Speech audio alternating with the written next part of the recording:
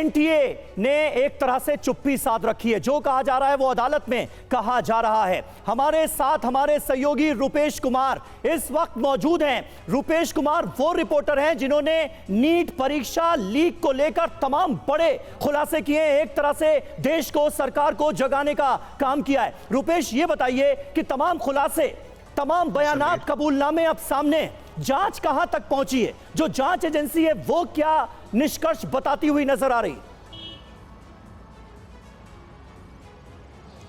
देखिए, जांच एजेंसी और जिस एजेंसी के ठीक बाहर, दफ्तर के बाहर हम खड़े हैं, वो है आर्थिक अपराध इकाई। और आर्थिक अपराध इकाई शुरू से इस बात पर एडमेंट है कि पेपर लीक हुआ है, और वो इसलिए क्योंकि उसके पास सबूत हैं, गवाह हैं, बयान हैं, और उसी के आधार पर वो एनटीए से ये मांग कर रही है कि आप मूल प्रश्न पत्र दीजिए, ताकि यहाँ जो प्रश्न पत्र यहाँ लीक हुआ और जो छात्रों के पास पहुँचा, उसकी जली हुई प्रति और उसका जला हुआ जो अवशेष इनके पास बचा हुआ है, उसे वो मिलान कर सकें। लेकिन एनटीए वो 3 रिमाइंडर के बाद भी नहीं भेजा। फिर इनके अधिकारी वहां गए, वहां भी प्रश्न पत्र नहीं मिला। लेकिन उस सब के बाद जो खेल शुरू हुआ है, खेल सिर्फ नीट पेपर लीक नहीं है, मैं बार बार कह रहा हूं। और सुबह सिर्फ मेरी एक ही बात की चिंता है कि आखिर सिकंदर यादव के 2 बयानों में फर्क क्यों है। क्या सिर्फ आपने कुछ देर पहले अभी सवाल किया था ना कि क्यों इस तरह के पेपर लीक बार बार देश में हो रहे हैं? वो इसलिए हो रहे हैं क्योंकि बड़ी मछलियां, छोटी मछलियां पकड़ी जाती हैं, घड़ियाल नहीं पकड़ा जाता है। सॉल्वर गैंग के सदस्य पकड़े जाते हैं, उनके संरक्षक नहीं पकड़े जाते हैं।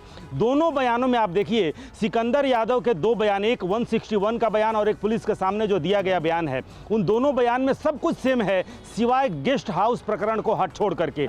गेस्ट हाउस प्रकरण को 161 का जो बयान है सिकंदर यादव, वो क्यों छोड़ दिया गया? वो इसलिए छोड़ दिया गया कि अगर 161 के बयान में भी गेस्ट हाउस का जिक्र होगा तो मंत्री के पत्र का भी जिक्र होगा, पत्र संख्या 440। अब सिकंदर यादव किसे बचाने की कोशिश कर रहा है, या फिर पुलिस ने जो चारों जो आरोपी हैं उनके बयान जारी किए हैं 161 के, वो जारी किया गया है, वो किस मंशा से जारी किया गया है?